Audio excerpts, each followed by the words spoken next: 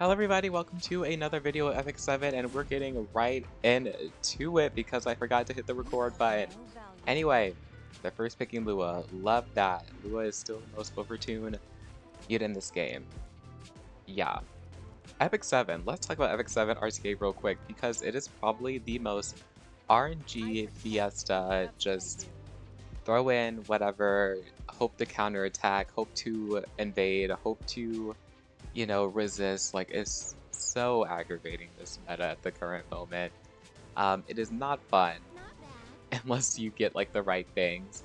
But yes, I responded to that Lua with Arwell because she's a safe knight, she's really tanky, and she's just reliable, right? And then Spectre Tenebria because she is Spectre Tenebria, like one of the best DPSs in this game currently. Well, in the most part, right? Because I think she gets like stomped by who did she get stomped by? Navy Captain Landy, like MLU Fianna, like those units can like, in some degrees, like handle Spectre Tenebria very well because we have some type of AoE mechanic and stuff like that. Regardless, they respond with Closer Charles and Arunca, so they're obviously going to cleave. So I decided to go with an AOL because she hard counters Closer Charles, right? And I don't think I picked Bellion. Oh, I do. I actually picked Bellion. Interesting. I wasn't expecting it. I do. Okay. Wow. I wouldn't think Bellion was really a good pick there. Only because, like, Lua could just sleep the Bellion. And they can ignore it. Like, I feel like me picking more light units is just setting up for the Arunca cleave. Like, like me picking more light units is like not ideal. And here I'm kind of just like in panic mode because I don't really know what to do because I definitely trapped myself essentially. And I decided to go with the old reliable, speaking of RNG, you know, you gotta do what you gotta do. And I go for, once I go for it, I could have went for Aiden, but yeah, I go for Abyssal Upide, but accidentally get Assassin Cartuja. Yeah, yikes. Oopsie. That was not a plan at all. I decided to go ahead and ban Lua. And here we have a situation where I'm so glad that the profiles are like covered, like you don't see them. I was like debating here, but I go with Lua. And I just pray to RNG. They banned Bellion, which I thought was hilarious because my Bellion is not a DPS Bellion at all. Like, if they banned Spectre, I would have no damage. Like, none whatsoever. But they didn't know that because they didn't see my profile or who I was. So I kind of got away with not needing to deal with that. I think their Closer Charles goes for the S3 regardless, which maybe not the smartest idea. Like, I understand. Like, I think they had to. They didn't really have a choice. AOL procs, right? And the funny thing is that AOL gets pushed up yet again above the politest because I have a speed AOL for the sake of being fast, cutting in between cleave, things like that. And the match is kind of over right here. Well, not necessarily. This is where you get to see Sasha Cartuja putting in work because you know, Politis, she goes for the soul burn, misses, so he doesn't proc Commander Pavel. Yeah, that's the dude. And then here she goes again and misses on my Spectre Tenebria, and then like almost all the other units. Commander Pavel also misses on my Spectre Tenebria. That 20% chance is really coming in clutch. And then we have another miss, right? And they're done. They just forfeit because I would too. That is so crazy.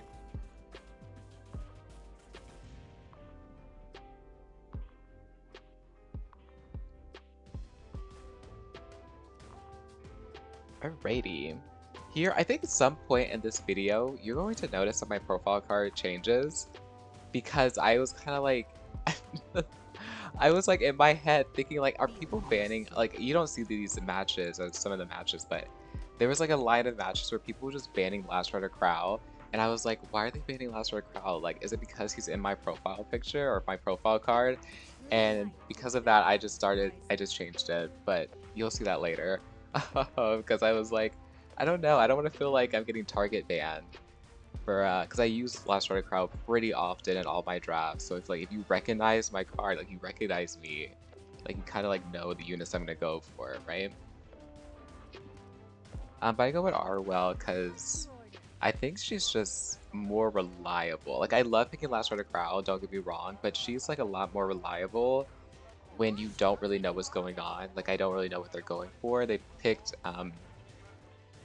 Conquer Lilius first, so like I don't know if they're going to go aggressive and cleave, or they're going to just do a See Lilius with standard type vibe. So Arwell kind of works into either one of those. And then I picked Summer Luluka. Obviously it gets countered, or they respond to it by picking Lionheart, and then they pick Mediator. It is interesting. I guess to give them that extra cleanse in case I ban just for, I guess, any other DPS that they decide to pick. I go with Cant, because why not? And I think I hover Aiden. I don't know if I pick her. Yeah, I don't end up picking her. I go with AOL. Yep.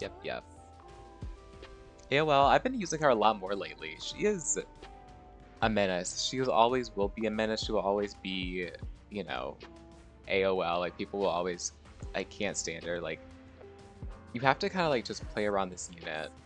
Now, Knockwall is very interesting because that's like a must ban for me. Like, I'm not dealing with that.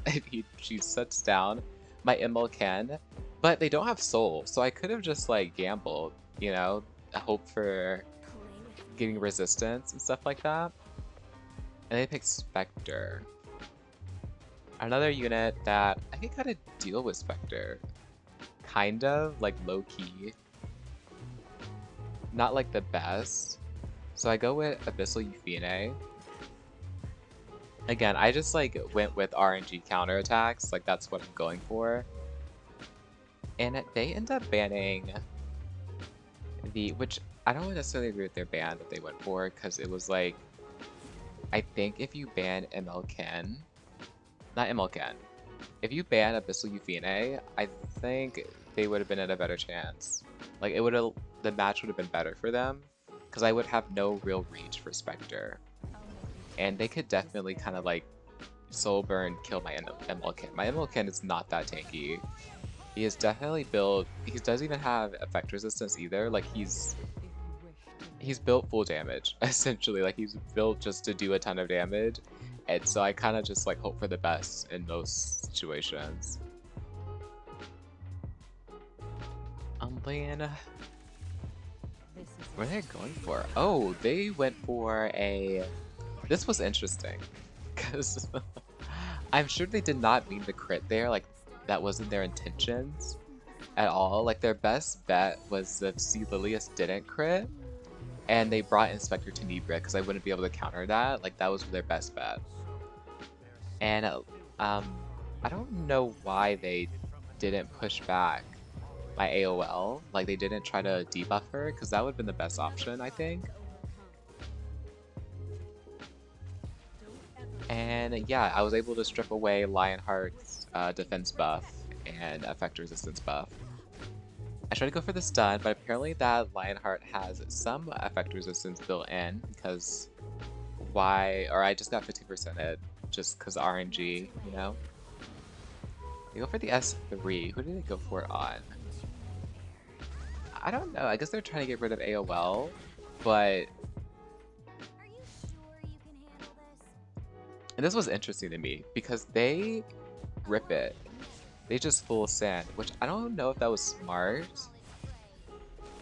And the reason being is because now, one, I counterattack your whole team to death. And then two, I get to cleanse my attack down. So it's like, you know, like I can now deal with that. And then I counterattack again. By the way, my ML is not built on 100% crit. So me countering and critting, like, I don't know why it's happening. I'm just getting really, really lucky. I almost killed a Lionheart. That was pretty crazy. I was like, what? But hey, gear diff, I guess. Now, I don't think... Yeah, he gets pushed back. They kind of have to do that just so to make sure he doesn't kill, because like if I got the turn, like MLK kills there, right? There's that. They go for the attack down on him, but my, what, 60 effect resistance is coming in clutch? That's not my MLK. If only I got a dual attack there, the game would have been over. But instead, we had to deal with this Lionheart, who still does a ton of damage. This is like a full damage Lionheart. Kills AOL, even though just through like AOL taking in a lot of the damage, she dies. And what do they go for? They have like so many souls. They killed my MLK, unfortunately. It doesn't really matter who I hit here. This is the hope that my MLU can solo, essentially. And the worst possible thing that could happen right here, before I take my turn, is me counterattacking. Like, I desperately need it to not counterattack there. For reasons. Now, this is where I want to counterattack, right? Because of the speed tuning, I would want to counterattack here, but I don't. So here's another chance, and it's like, no. And at this point, it's like, okay, now just don't counterattack anymore, I guess. I finally get a counter, which is nice, because that means I can... Well, actually, I take that back, what I was saying earlier. I think I honestly wanted 0 counterattacks for a whole turn until I got full focus. Somehow this Lionheart managed to still live. And I was like gambling. I was like, do I go for the Mediator and kill him? But then I was kind of scared. Like, what if I don't kill him and then like he pushes up the Lionheart? So I go for the safe play. Because this Meteor isn't built on full damage, I'm still pretty safe here. I don't really have to worry too much. The attack down does suck, but it doesn't really matter after this turn because, well, bam, I'm now defense scaling. All my defense is back now, so it's pretty much impossible for him to kill me unless we were like at Frenzy 5 or 7. That's probably the only chances of him killing. But, you know, he tries to loop around, give him some immunity. I guess turn cycle his skills a lot more. I guess soul burn because you have the souls. I don't really think it was necessary. It didn't really make a difference. Yukine still does not know how to counterattack, but it's fine. Like, we're chilling. There's nothing too much to worry about. I get the cleanse, and then I have my S3 right back up. And yeah, the match is over, but it was fun. It was fun. It was a good match for the most part. A lot of RNG, like, on both sides, to be honest. But yeah. Wabam!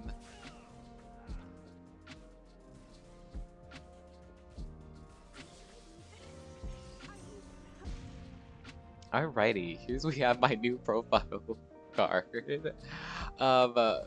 For reasons unknown. I might change it again. I kind of like slapped that there because I was like tilted at like multiple Last Rider crowd bans. I just didn't understand why. Like why these people are banning Last Rider crowd and they weren't even like drafting to where it made sense to ban him. I was just like, I don't know. I was like, y'all are being weird. Anyway, we're up against Cleave. Which is interesting. Like, I don't think Ahmed Cleave works anymore. Like, I don't think you can reliably do it now that Abyssal Euphane is in the game, right? And Politis, like you have 2 units that can cut your combat readiness down, and there's just too many things that can just really shut down Ahmed. And unless you're going against somebody who just doesn't have the gear or the units built, like Ahmed is just like a dead pig, for the most part. Now they go for this. Pretty usual. Zio, MLK, I guess. I go for Sage Ball because I just want like another unit that can just cut and shut their whole team down, like what they have going on. And I'm pretty confident in my Lua's speed. for the most part, because I'm like thinking, I was like, I definitely can outspeed an Ahmed and that Flan. Like I'm pretty sure I'll outspeed them. Like Zio won't be able to reach me because I'm on Guiding Light. And then you have to deal with the evasion. Like there's just so many units on my side where the smash is kind of in my favor. And I also pick Summer Luluka here just because another unit that can jump up and cut in front and punish and silence decrease hit chance, right?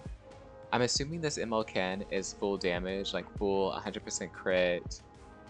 What else? Like full damage, right? And I was going to ban him, and then I was like, wait, what if they only have one Taka holder? Ideally, like if they are holding souls, they only have one user that can do that. So I'm just like cycling through the different bans, but I then go with Zio as my option. It makes the most sense. I have so many units that can cut in front of the Ahmed or the Flan after they take their turns, so I'm not really too worried. And yeah, they end up banning Summer Luluka, which I guess, I don't know if that was really worth it, or if it was the best option. Especially seeing this, like I could have 100% outsped their whole team probably if I just banned their speed imprint Bildred, which I'm assuming is a speed imprint Bildred. I don't know if he's like max imprints, but yeah. And because of the combat readiness decreasing and things like that, my ball gets to take its turn and sleep everybody. The match is basically over at this point. Yeah, they forfeit because there's nothing you can do there. Unfortunate. And this is a replay of a match because I was on my phone when I did this, but it was a doozy, to say the least. I feel so bad for this guy. If you're watching, if you see this, you're part of the talentless guild, so like, and that guild is pretty well known amongst Epic 7 as having really, really good players. They honestly lost this match like purely due to RNG, which is why I'm showcasing it. Like, it was pretty interesting to say the least. For the most part. Now, I get gear diff right off the bat, and it was a little embarrassing. After this video, I literally went and improved the gear because I never want to see that happen again. That last order crowd lived on no HP, which could like that was like I was like, oh wow, that's horrible to see happen in real time. To get gear diff, it actually sucks so much. But yeah, I mean, I'm going to get somebody in the talentless guild. Like, of course, they're gonna have really, really good gear and all that good stuff. But yes, unfortunate. I don't get my Wind Rider buff, right? Very, very unfortunate. I go for the Soul Burn just to cycle out of the decreased hit chance to not have to deal with it. I guess it didn't really matter who I Soul Burn or S1 and 2, but I wanted to make sure this Asteroid Crow is dead. Unfortunate that he didn't die earlier, but this actually paid off. It actually paid off that he didn't die because I got to push everybody back in the CR bar, RIP Spectre. So it was like one of those things that, like, in a way, it worked out for me in the end. Because I got to push everybody back. And I somehow managed to hit this Rylet when he had 70% evasion, right? They laugh it off, but I miss him here. And I was like, what? What is that? How do I hit him when he has the evasion buff, but miss him when he doesn't? And I hit him here again, by the way, killing him. And I was like, are you serious? What are the odds of that happening? I miss on a 20% chance, I hit at a 70% chance. Like, that, whereas the math isn't mathing here, right? But the Euphine doesn't land an attack down on my MLK, thankfully. And this is like a race against time, right? Now the match is like a race against time with me trying to kill this ML Euphine before she pops off. Because when she pops off, I'm pretty sure she can, like, kill my whole team. Maybe. I don't think she can kill my MLK. Like, I just don't think so. But who knows? And this is where that RNG starts to happen again. I dual attack. which then pushed up Arwell above the MLU Fine. So she doesn't get her turn after the Holy Sack.